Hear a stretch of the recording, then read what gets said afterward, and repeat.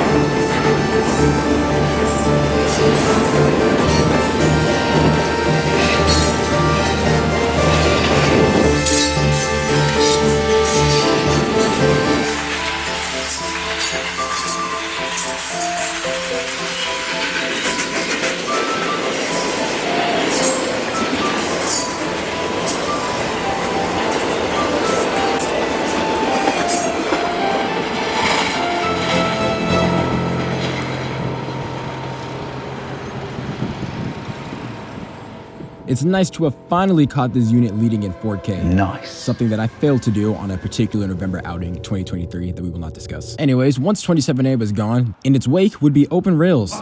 There was nothing else running for a little bit, and now that the rails are open, we can see a story of its recent maintenance. The rails that are currently in use on the main line right now have actually been recently installed, and we can see the evidence of this replacement work with all the old railroad segments that are sitting next to the tracks. There's a huge collection of old railroad ties sitting next to the tracks, there's a pile of old tie plates and railroad anchors, there's a tray sitting next to the tracks that I know was used for the railroad because of the flanged wheels that sit beneath it, and there is a machine sitting off in the spur next to even more decayed railroad pieces. And maybe if you're a layman who knows nothing about the railroad, you might be confused as to why there's all these little bits of railroad equipment sitting next to the tracks. Well, that's because in replacing a railroad, you have to replace all of the components that actually make up the rails. In case you aren't aware, the tracks that trains run on are not just simply long strings of iron and then you have some wood and then some rocks underneath it. Of course, you have the metal rails that trains directly run on, but beneath the rails are wooden ties that ensure that the gauge of the railroad is maintained and that the rails don't go flying out when a train runs over them. In order to connect the rails to the ties, you have tie plates that fit in between the rails and the ties, and then you have railroad spikes that are spiked into the holes that are within the tie plates to fit the rails, the tie plates, and the ties all together. Sometimes you'll find railroad anchors which wrap around the bottom of the rail and press against the side of the ties to prevent the rails from creeping, referring to this longitudinal buckling that might happen due to heat changes. And then to further ensure that the rails really don't go anywhere, you have the ballast that sits underneath the rails that provides a little bed for the rails to sit in. And of course, this list doesn't comprise every single railroad piece that exists on the railroad. What is that? Especially near switches or diamonds and such, you may find other railroad pieces that are fitted to the rails. But generally, when you're looking at a main line, you're going to be looking at these 5 things. And though this structure for the railroad as we know it today has proven itself in the fact that it's being used all over the country, of course, as you probably know, trains are very big and very heavy. And when you have hundreds to thousands of trains running over these rails over the span of a year, eventually you're going to need to replace them. And the railroads have specialized equipment for both removing the old and installing the new components that will eventually build up to the path for trains to run through the country. And we can see an example of that equipment here. What is this? It's 8 months later, and believe it or not, it has actually snowed in Georgia. Give him a timbers. And in the midst of it snowing, I happened to find this long set of maintenance of way or mow equipment sitting on the siding next to the main line. As you can tell, there are a lot of machines right before us right now, and these machines will be used by the railroad's track gang. The track gang being the crew that will take over all these machines and use them to do the heavy maintenance on the railroad, such as removing and installing spikes, removing ties, installing new rail, etc. And as you can tell, there are quite a lot of machines that are involved in this process. And believe it or not, if you look down the road, there are even more machines parked on the other siding. And while it may be hard to imagine, every single one of these machines has a purpose in making sure that railroads are properly maintained so that the tracks can stay open and so that the freight trains that many of us like to watch can continue to run across North America. Just like this one here. Yet another 27A, and the only train that I would actually catch on this day, because this was a tragic day, I'll be honest. I happened to get here right as the head end was passing, and don't worry, he didn't have anything special on it. And though I really didn't get what I wanted out of this day, I was happy to at least see something moving in the snow.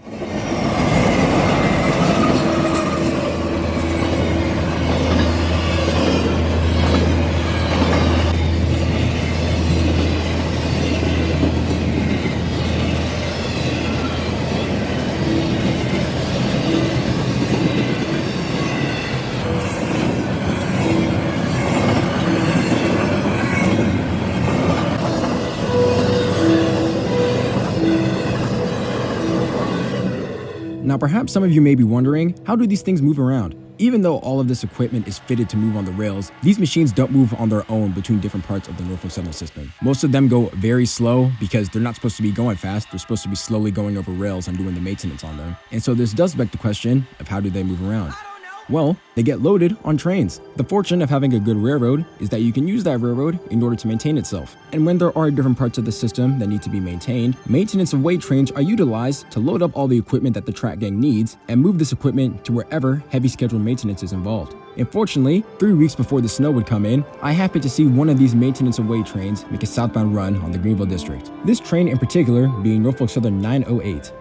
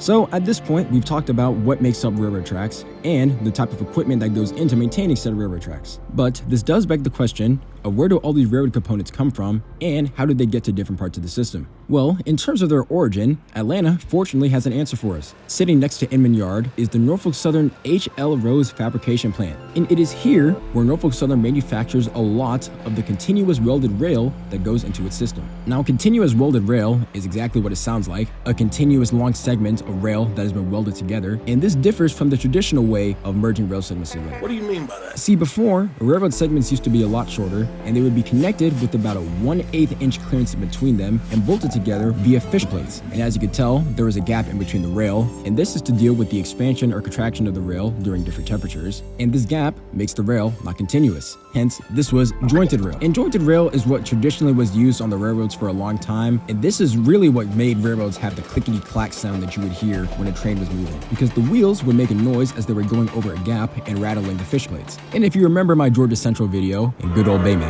Nobody likes you! there were many parts of the main line where we were next to jointed rail and we heard that rhythmic clickety-clack noise as the train was going over joints.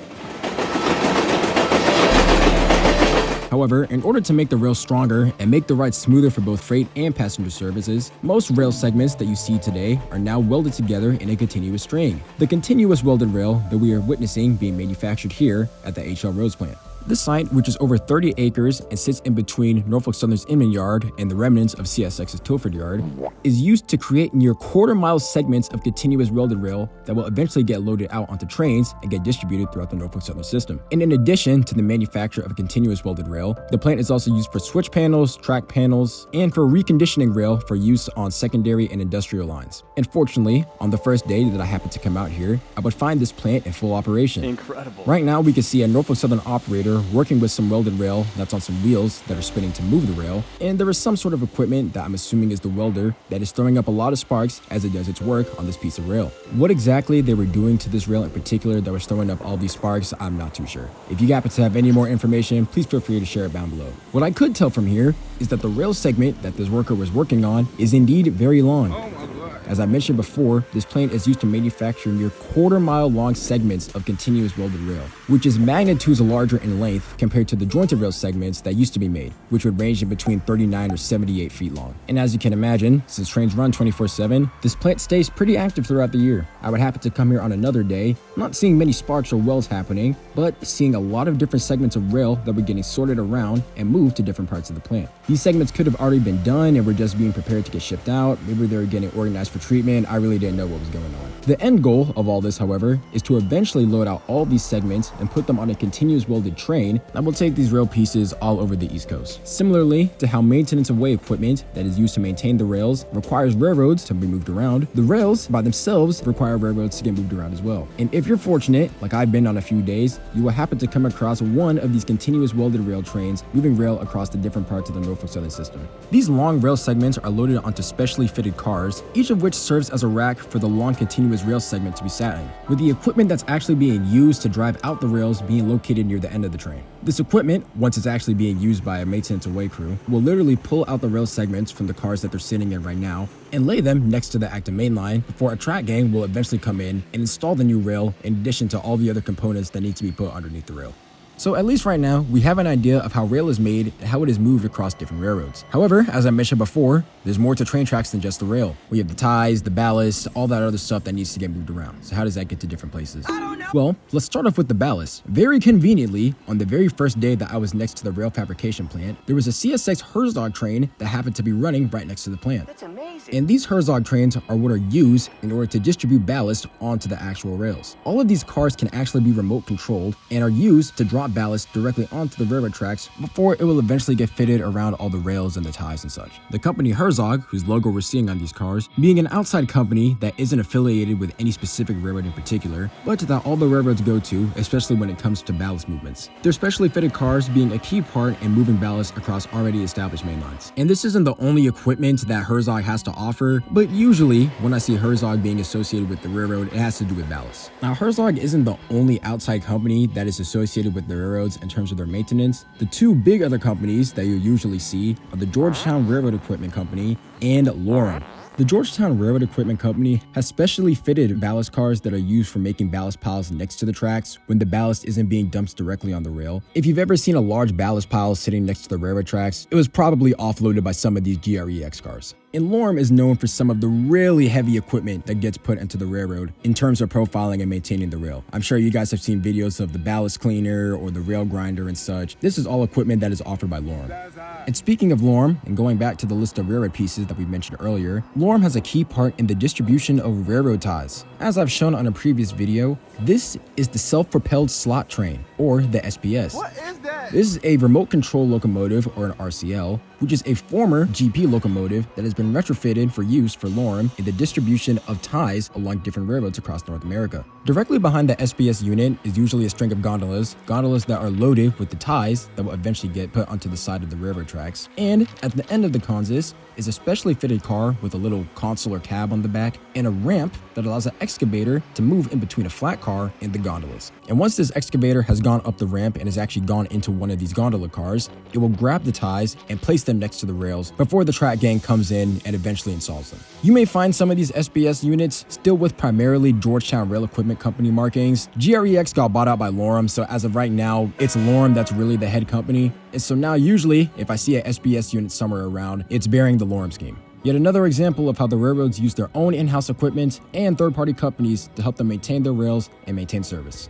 As for the last bits of the railroad pieces, that being the tie plates and the anchors, those are usually also brought in by an outside company and just piled up next to the main line. The one time that I did see this happening was specifically with tie plates, and B&B Metals happened to be the company in service. They have large trucks that are equipped with high railer wheels in order to be able to mount onto the rails, and these trucks are additionally fitted with a large controllable arm that has a magnet on the end of it. This magnet going into the bed of the truck in order to pick up tie plates that have been piled in there and then drop them next to the main line before the track end comes in and installs them. Whoa. Well, that was a whole lot of yappage. And now that we've discussed where all these parts come from, how some of these things are made, and how they get distributed across the system, this now further begs the question of how do you maintain these rails even before you eventually have to go in and replace all the parts that make them up? Well, of course, the easiest way to tell that there's something wrong with the rail is to have a train run over it and derail. But because derailments are dangerous and cost money or whatever, we have to go through other means. There is sensor-based technology like the brick that moves across the Norfolk Southern system, and there are also different types of inspections and jobs by Norfolk Southern Maintenance of Way employees. And unfortunately, for me on this day at Buford, I would happen to see one of these jobs happening.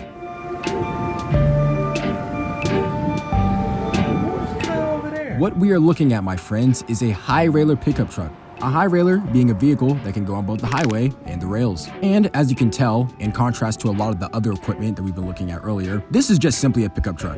Its primary function is for letting Norfolk Southern employees go to different parts of the actual rails without needing to take a whole train. And if you are a rail fan, these high railers are some of the worst things that you could see running on the main line. What? Because when you do see one of these things, you know that it is probably running on track authority and the tracks are probably going to be very dead until this thing leaves. And today would be no exception, because it would be nearly 50 minutes, almost an hour after I saw this thing leave before finally something came running by. Now at this point, we've shifted down near the Tannery Road curve, where more stacks of old ties are visible, and wait for Norfolk Southern 282, which has come out of Inman Yard at this point. It is now taking its northbound trek up towards Charlotte, North Carolina.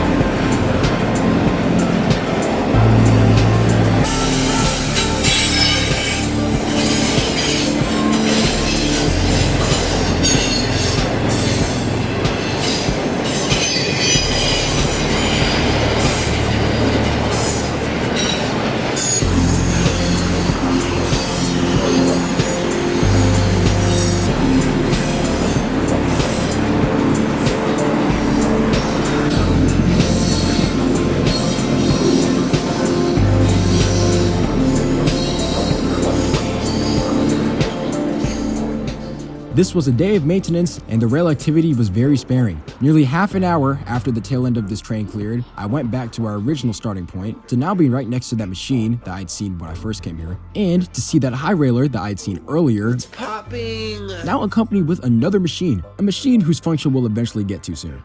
In the meanwhile, though, we could take a close look at the machine that's parked before us right now. What is this? This is a ballast regulator. a smaller piece of railroad equipment, despite weighing 20 tons and being 40 feet long, that is used for essentially shaping the ballast that goes around the rails. Maybe you haven't paid attention to this, but the ballast bed that surrounds rails, especially when it's fresh, has a more or less defined shape. You don't see too many rocks that are just scattered within the middle of the gauge or next to the side. There is a sort of form of how the rocks shape around the rails. If this doesn't happen by accident, the ballast regulator is one such machine that ensures that the shape is maintained, which is important for ensuring that the rails are sitting within the rock bed well and that the ballast is actually properly supporting the rails. There are some components of this machine that are analogous to a typical locomotive. You have the cab with glass completely surrounding it to provide a wide view of where the operator is working in. You have the console inside for directing many of the components that this machine has. You have the horn for when it's moving, an RSDK. You have the engine and exhaust on the back. But none of these components are actually used for the shaping of the ballast. There are many other parts and features on this machine that, I'm gonna be real, I have no idea what they're doing, but the parts of the ballast regulator that really pertain to the ballast is the plow on the front of the machine and the wings that are on the side. I believe those are the right terms based on what I've seen on the Kershaw website. And this is the equipment that really gets used for moving the ballast and forming it around the rail profile. And since the ballast, as of right now, looked pretty well formed, I was assuming that this thing had just been used recently and was just put here because they didn't need it at the current moment. Returning our view back to the main line, I noticed that the high railer truck was now starting to come towards me, but the machine that had been right behind it was now gone. What? And in being bored and not seeing anything happening before me at the current moment, I decided to drive down the street looking for this thing before it abruptly appeared.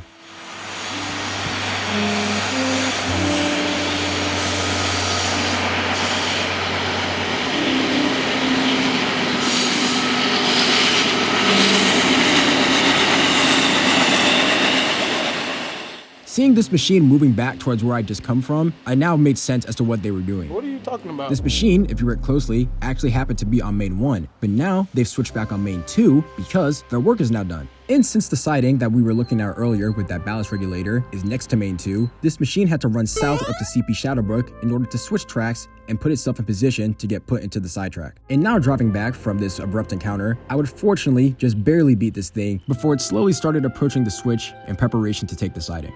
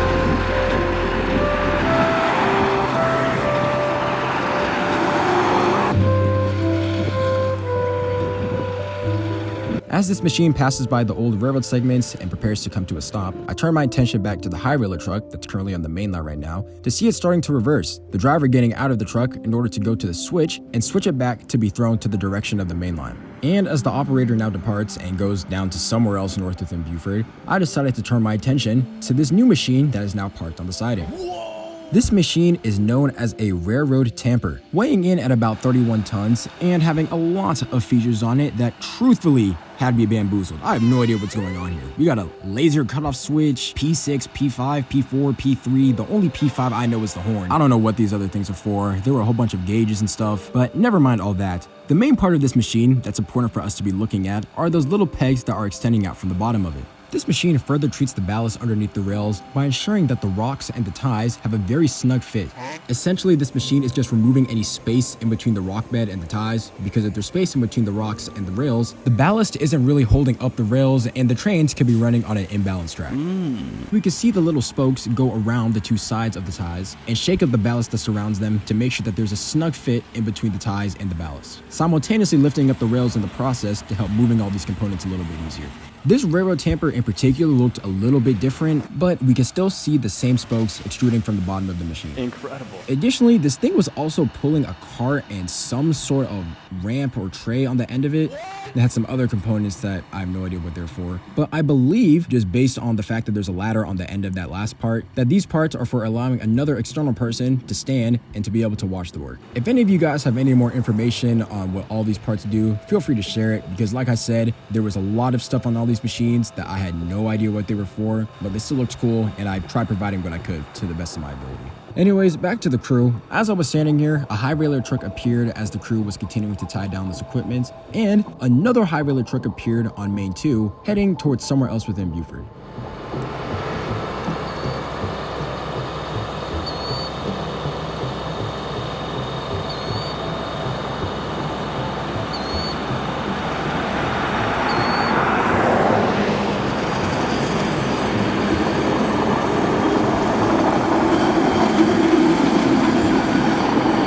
I didn't know where this road was heading off to tell you the truth, but regardless, I definitely took note of the fact that this high railer was specifically on Main 2, the railroad track that is adjacent to the siding. And since this high railer truck was on Main 2, and they had just moved this equipment off the main line off onto the siding, I had a feeling that there was finally gonna be some mainline action. Yeah, baby! You probably noticed that in the midst of all this railroad activity happening, there had not been many trains. This crew had both tracks under track authority because they needed to have the space, and you don't want big trains moving very fast while you have crews on the ground trying to do work. And while this maintenance does usually mean that there may be dead periods of traffic, it's necessary in order to make sure that traffic even runs in the first place. And fortunately, that does mean that once the traffic is gone, there's usually a rush of action. And now that these crews were finally tying up their work, I would finally get to see some of this action. The first train of this little rush being Norfolk Southern 153, slowly crawling through Buford as it heads towards the stop near Sugar Hill.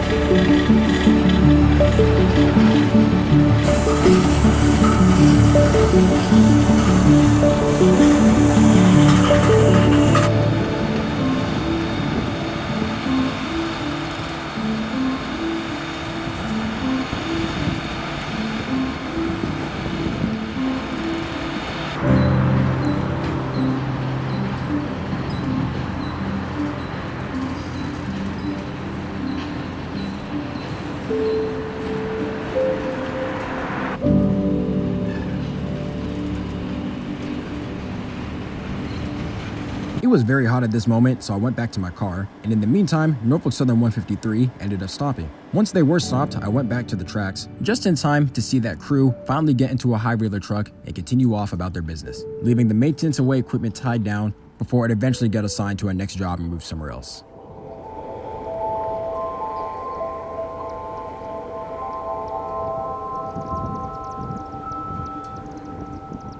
I honestly don't remember why 153 ended up stopping here. It might have been because Chandler Yard down near Dorville, Georgia was full. But fortunately, less than 5 minutes after this high railer departed, I heard the brakes get released as 153 began departing for Chandler Yard.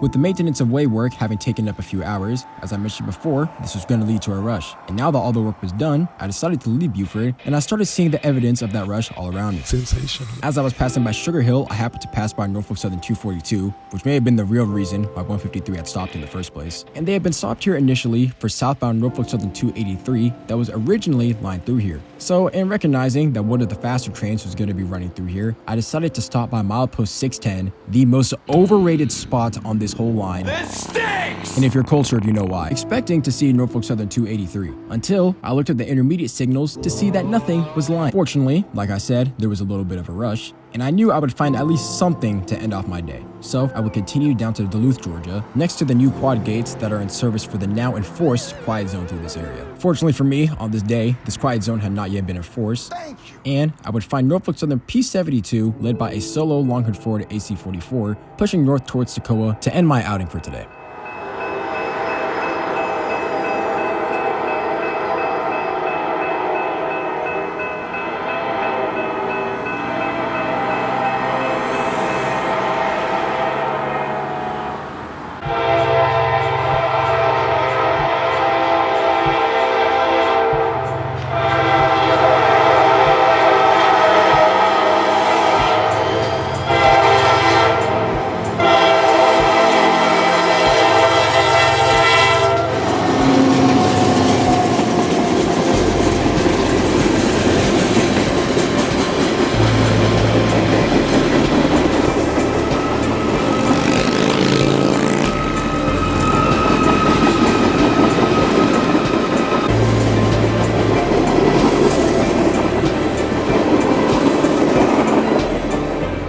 Well, my friends, that is all I have in terms of all the work that goes into maintaining the railroad. As those of you who actually work for the railroad would probably know, there is a lot more that goes into physically maintaining these tracks, but this is to the best of my ability what I could provide based on what I've witnessed in my own time trackside. If you have any more information or corrections you'd like to share, feel free to share it down below. And until next time, my friends, God bless. I will see you soon out on the high iron.